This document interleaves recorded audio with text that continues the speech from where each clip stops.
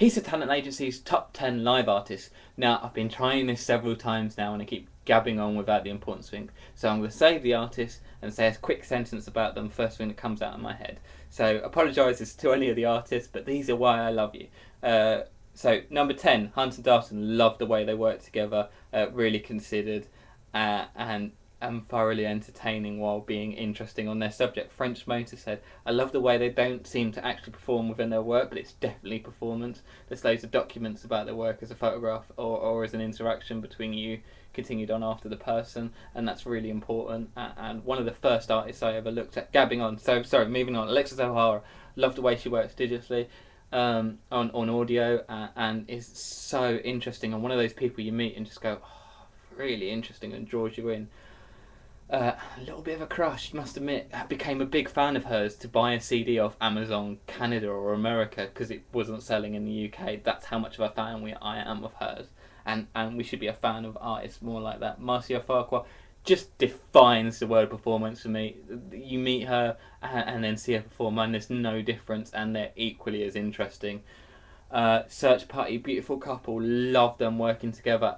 Really is, entertainment as live art. It's interesting and has a considered point, but really understands the audience, and you're drawn in by them.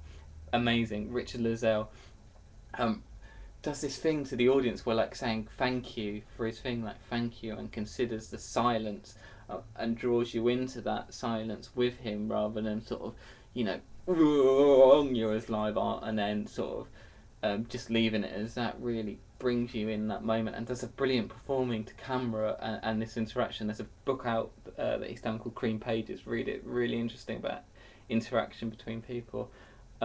Chris Dobrowolski. Ah, Chris, I can never say your name right, and I'm not going to let it stop me because I've tried it so many times. I apologise.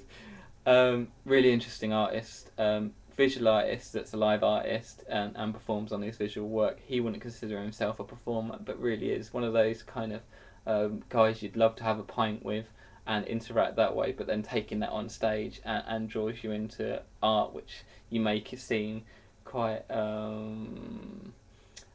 well, often is quite punty, let's face it, especially the live art world.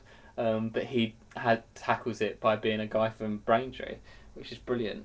Bas Jan Alder, one of the best performers I've never not met or just heard of. So he was mentioned to me as this guy that got lost out to sea, and that's how I knew him for so many years. And then someone went to me again, like 4 years later, going like, oh, have you ever heard of Bas Jan Alder? He's this guy that got lost at sea, and I had a name, and then searched him and found his work so lovely. He does this piece where he cries to camera, and it just, oh, it's so sad. Like, I think it's, and the title of it's like, I'm too sad to tell you. Oh, it's beautiful. Try and check it out. I'll try and find a link if there's one, and I'll add it all in down there. And then Andy Kaufman, just, I wouldn't exist as the artist I am without most of these, but most of all, Andy Kaufman. He did this loads of pieces about myth again, and he done this thing where my favourite piece is where he ran from one end of Chicago, Michigan Avenue, shouting, the tiger has escaped from the zoo, the tiger has escaped from the zoo, and then more and more people like start running and joining in until eventually he gets to the end of the road and he just stops and teeters out, and all these people have just been like, tiger, tiger, tiger. Best performance. One of the most interesting performers. Used to do like perform in comedy. He's a well-known comedian, but used to do what would be considered live art. So you'd put like, he'd go in a sleeping bag and just sit and pretend to sleep on stage for his entire set, but it'd be really funny but really difficult to watch. Just amazing. Check him out. A lot of you will know him. So there you go. There's our top 10 live artists without me gabbing on. I'm sorry it's nearly been 5 minutes, but there you go. Some references for you. We'll do top 10 visual artists and various other things. See you soon. Bye!